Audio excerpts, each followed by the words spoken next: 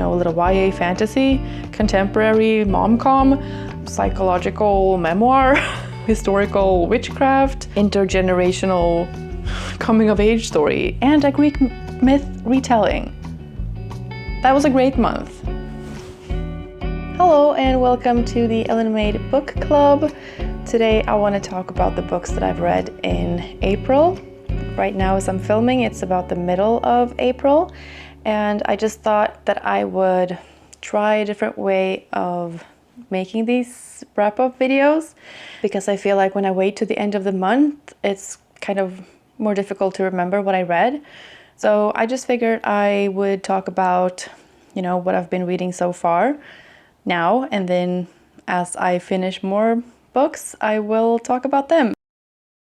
So right now in the middle of the month, I have finished one audiobook and I'm almost done with The Prison Healer by Lynette Noni, and I'm also listening to Sociopath by Patric Gagne. I'm about halfway through that right now. But the one that I've finished is The Burnings by Naomi Kelsey. So this book takes place in the 1600s, and it's about actual historical events. So it takes place mostly in Scotland, but also in Denmark. I was a little bit confused by all of the different characters and how they were all linked together. So I'm gonna try my best to sort of set the scene for you. There's two points of view in this book, and we follow Achilles in Scotland and Margareta in Denmark. There's a princess in Denmark called Anna, and Margareta is her lady in waiting. So through Margareta's eyes, we see what's happening with Princess Anna and, court life. And then in Scotland, there's King James. And King James and Anna are about to be married, so Anna is going to go to Scotland to become the Queen of Scotland together with James. And Gales is a young, poorer woman. She's a midwife in training with an older midwife called Agnes. At the same time in Scotland, there's a rebellion brewing, so not all people want James to be king, and they think they have a better candidate, basically. There's also a link between Gales and Margareta, which is another girl called Ilse. And then there's also a love story going on, and also a sort of forced marriage, which might be good or might not be good. There's a lot of moving parts in this book, and that's both good and bad, I would say. There's a lot of things happening and a lot of people to keep track of, and that's what makes it interesting, but it's also a little bit kind of difficult to know where to put your focus, because there is an element of witchcraft. I mean, it's called The Burnings, so that's a pretty big part of it, is the accusation of women being witches and how they are treated. And so that's the focus of the book, but then there are all these different things going on all around, and they all add to the story, and I think that it's very well done. It's just, I don't know if it could have been more focused or if that would have been boring, because all of these little things that are going on at the same time is kind of what makes the characters come alive and make the characters human, and not just a persecuted witch, but an actual human being with relationships and background stories and hopes and dreams and feelings and all of that stuff. So I would say this book has a very serious and kind of bleak tone to it. It feels medieval and stormy and misty, foggy, gray is how I would describe it. I would say a big theme in this is trust. Who can you trust? Your closest friends? Can you trust your husband? Can you trust the system, the people in power, humans around you to treat you well? Yeah, there's a hopelessness to being accused of being a witch, because it's just if someone asks you, are you a witch? And you're like, no, I'm not a witch. And they say, well, that's what a witch would say. It's I'm having a hard time sort of pinpointing this book. Like if I were to rate it as I was reading it, I would give it 3 stars. And like now afterwards, I feel like there are parts of it that sort of stay with me. And I think that's a mark of a good book. And so now I'm leaning more towards 4 stars. It wasn't a 5-star read for me, and I'm not really sure why. There's something, you know, untangible missing for me. I don't know if there was like the depth of the character was missing, or I don't know. I think it's a really good book, and I would recommend it if this is, you know, something that interests you. If you like historical fiction and you like reading about how women and men were accused of witchcraft and like what happened to them, I would issue a bit of a trigger warning for this book. There are different kinds of abuse and torture in this book. Parts of it were very uncomfortable listening to. There's also them being, you know, midwives and going to women giving birth, and that doesn't always go very well. So yeah, that's just something to be aware of if you're sensitive to that kind of thing. I would say I'm pretty sensitive to physical violence, or like when it gets very like visceral, is that the word? It wasn't too much for me, but it was like kind of up there, you know? At one point I was listening to this as I was on an exercise bike and I didn't know that it was gonna be that kind of scene, but it kind of got into some torture in that part of the book, and it was kind of a surreal experience because I was like pedaling away and I got so sad and so angry, and I think that, you know, being on the bike, I was just like it was good to have an outlet for my rage that I was feeling listening to it, but it was also very like, because I was on the bike, I was sort of very much like in my body, and I could just like feel what they were describing so much more, I think, than if I hadn't been doing something physically active myself. So yeah, that was a very weird, surreal experience, and yeah, I don't know if I recommend it, but it was an experience, let's just say that. As for the audio, I think it was very well narrated, and I would definitely read from this author again. I think this was a debut novel. I looked Naomi Kelsey up on Goodreads, and I think there's another author who's also called Naomi Kelsey, but she writes completely different kinds of books. I can't imagine them being the same person. And I think I read somewhere that this is a debut novel, so there isn't anything out by Naomi Kelsey yet. But I did read a bit more about Kate Foster's The King's Witches, which is coming out in June, which is the author of The Maiden. And that book is also about the same sort of historical event, and it also mentioned like King James and Princess Anna, and I'm very interested to read Kate Foster's version of this, and yeah, compare the two. So yeah, I think that's all I have to say about the burnings. See you in a bit.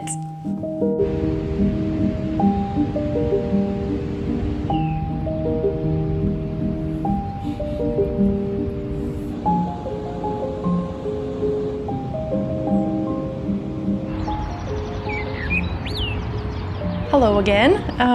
It is now a lot later in the month, and this whole plan of doing reviews as I go during the month didn't really work out. Now I just need to wrap this month up. I didn't get to all of the books that I picked from my TBR jar, but I have listened to a couple of extra audiobooks, which is just easier for me to fit in sometimes. But I did manage to get through a few of them, and I'm currently working through one as well. So the first book I finished from my TBR jar picks was Prison Healer by Lynette Noni. And this is a YA fantasy, the first of a series. I was really hopeful that this would be, a good start of a series. And like, if I liked it, there would be 2 more books. I did enjoy it, but it maybe didn't live up to all of my expectations. So the first thing that annoys me with this book, let's just start there, is that I think the synopsis gives away way too much I think this is a pretty good story, especially for a younger audience.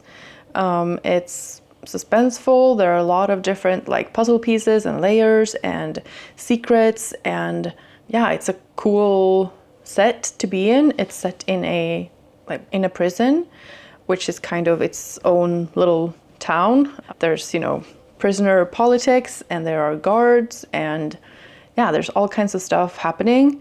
And then on top of all of that, the plot of the story. I just felt like the synopsis gave away too much. There were moments in this where it was written like a cliffhanger in a chapter, like it was the final sentence of a chapter, and you would go, oh, but that didn't happen because I already knew that because it was in the synopsis. The story is good and the plot is good and interesting and exciting, and I think that if I had read this when I was younger, I would probably have loved it. It read a little bit too young for me, and there were some things in like the way it was written that I just felt were unnecessary. Like, I don't know how many times eye colors are mentioned in this. It almost felt like that was the only way that different characters were described. Like, this person had hazel eyes, hazel eyes, hazel eyes.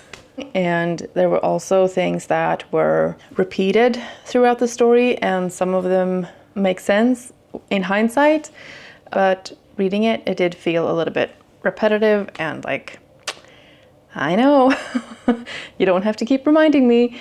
There were also a few things annoying me with the solutions to certain things. I think this is a very good first book to a series. It definitely sets you up to want to read what happens next, and I'm sort of in two minds whether I want to read the next books or not, because it wasn't my favorite, but I still kind of want to be able to judge it as a whole series. Like, if I'm not expecting it to be more mature, maybe it will still be fun. If I read those, I'm not going to read the synopsis for them because, yeah, that just ruined it for me. I feel like I have decided to read the next two books. I just want to know what happens. I just want to know if it's a good series or not because, yeah, I feel like I'm going in circles now. Okay, moving on. So next I read a memoir, which is a bit unusual for me. And I've mentioned it a couple of times in videos already. I read Sociopath by Patric Gagne. I listened to it on audiobook and it's narrated by her. So I definitely recommend listening to the audiobook. I thought it was very well narrated, and yeah, it just felt very authentic listening to her own voice, telling her own story. I think I might do a separate video on this because there's a lot to talk about from this book, I feel like. And so, yeah, I'm not going to go into detail on that in this video. I haven't read a lot of memoirs, so I can't really compare it to other memoirs, but it did remind me of Seven Husbands of Evelyn Hugo, just in the way it was structured and in the way it was told. The chapters are sort of similar, and the way she talks about certain scenes, it very much reads like a fiction story, which you can have thoughts about, and I've seen some comments about, and I'm gonna get into all that in the separate video. But yeah, it was a very enjoyable read, an enjoyable memoir to read. And I also learned a lot about sociopathy. I thought it was fascinating, enjoyable. I know people don't give stars to memoirs, but I'm not rating her life. I'm rating the book and the way that she told me about her life. And for me, it's a 5-star read. I loved it. I enjoyed it. I wanted to keep listening to it. I would recommend it to anyone who is the least bit interested in psychology, and yeah, I loved it. So the next book I finished was The Mother of All Problems by Nancy Peach. And this is a contemporary mom-com, which is a new term for me. And in this book we follow Penny, who is a mother of 3. She lives with her husband and her teenage daughter, a son who is 7 and likes to play football, soccer. It's set in Britain, so football is soccer. And whatever, that's not an important detail at all. She also has a little girl who is 4 years old, and a dog. And her mother has Alzheimer's disease. The story starts when her father falls and breaks his hip and has to be hospitalized. And so Penny has to sort out care for her mother because it becomes clear that she can't live on her own in their apartment as the father is in hospital. She also has an older brother who lives in Australia and is kind of trying to help. I thought this book was very relatable. I have personal experience of having loved ones with dementia. Not specifically my mother, but there were a lot of situations and emotions in this book that I found like very relatable. Like very specific situations and the whole range of emotions that come with this disease and the people around the person who is diagnosed with dementia. And so I think that like if you have someone in your life that has dementia and you feel like you need some comfort or like a pick-me-up, I would definitely recommend reading this book. It's a very easy read. It's a very funny read. It almost reads like stand-up comedy, like the whole book through, which at first I thought was a little bit annoying because it was like every sentence does not have to be funny. Like it was very intensely and very sort of purposefully funny. I sort of got used to it, and the second half of the book I didn't think about that at all. I just thought it was hilarious. It's also very like emotional. There were definitely parts where I cried. If you are someone who cares for someone who has dementia and you feel like maybe people around you aren't really getting it, like aren't getting what you're going through and how taxing it can be, like simple things suddenly take so much energy from you. I feel like this book could be a good book to give to those people around you if you feel like they're not getting it from you, or maybe they don't really believe you when you say it, you know what I mean? Sometimes people just need to hear it from another source for some reason. And so I think this book can be that if you feel like you need that.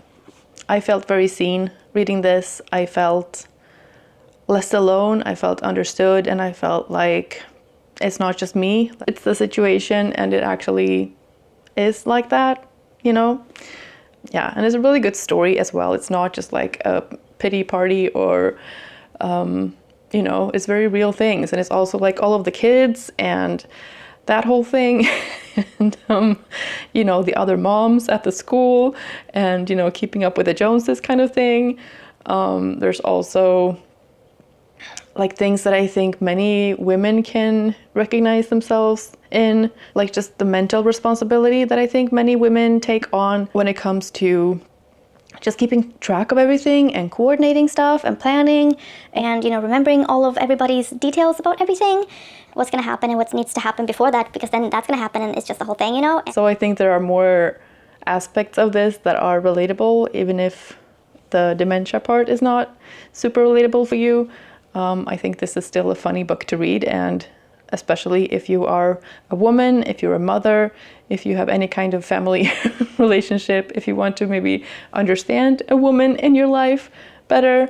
Yeah, I just think this is a great read for that. I'm giving it 4 stars. I really liked it. And I would definitely consider reading from this author again.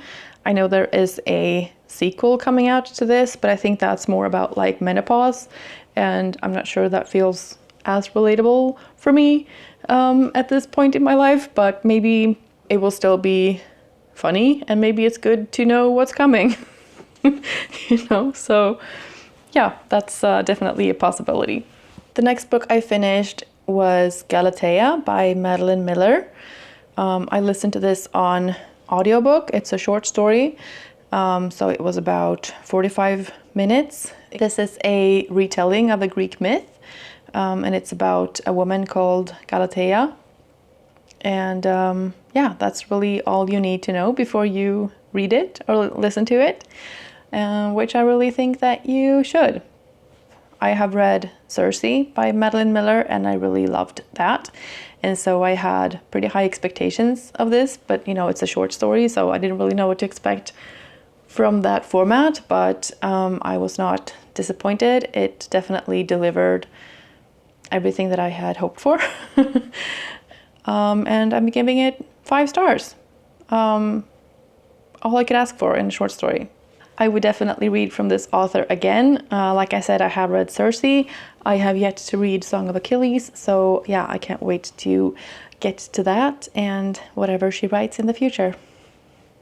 My pick for the prompt YA was Only This Beautiful Moment by Abdi Nazemian, which I am currently about halfway through. I'm enjoying it so far. I started listening to this on audiobook and I didn't really enjoy the narration of it. So I'm glad I have it. And I'm also kind of glad that I had that experience of like the narration is not the best, but I still like the book. I mean, so far. The last one on my TBR list from the TBR jar was River Spirit by Leila Aboulela, and I still haven't gotten to this yet. I'm not sure if I should just put it back into the shelves and go straight into my May TBR, or if I'm gonna have this like lingering, or if I'm gonna finish this first and then get to the May TBR books, or if I'm just getting stressed by it being there and it being a failure. Maybe if I just focus, I can get through it, but I also don't want to rush it, so I don't really know. If I feel like it, I might pick it up. If I don't, I'm just gonna put it back on the bookshelves here and I will pick it for another month. So in total, I finished 2 audiobooks, like full-length novels, 1 short story on audiobook, and then 2.5 physical books.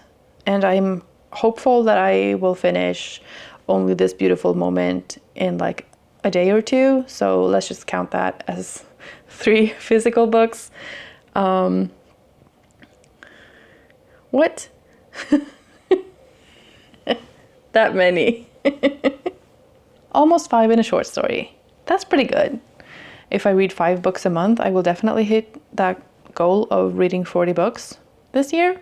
So yeah, I'm very happy about that. I think it was a good mix of, you know, a little YA fantasy, contemporary mom-com, psychological memoir, you know, historical witchcraft, intergenerational coming-of-age story, and a Greek myth retelling. That was a great month. Yay! And lots of stars, lots of great reads. The Burnings, 4 stars. The Mother of All Problems, 4 stars. Prison Healer, 3 stars. Galatea, 5 stars. Sociopath, 5 stars. Only This Beautiful Moment, getting there, you know, hovering about a 3 so far. But you know, anything can happen. Yeah, I'm really happy with that. I hope you enjoyed this video. If you have read any of these books, or if you are intrigued to read any of them, I would love to hear about it in the comments. Yeah, which one was your favorite among these? Like, which one are you most interested in reading, or which one did you like the most, if you have read any of them? And yeah, thank you so much for watching and for being here. I hope you're having a fantastic day, and I will see you in the next one. Bye.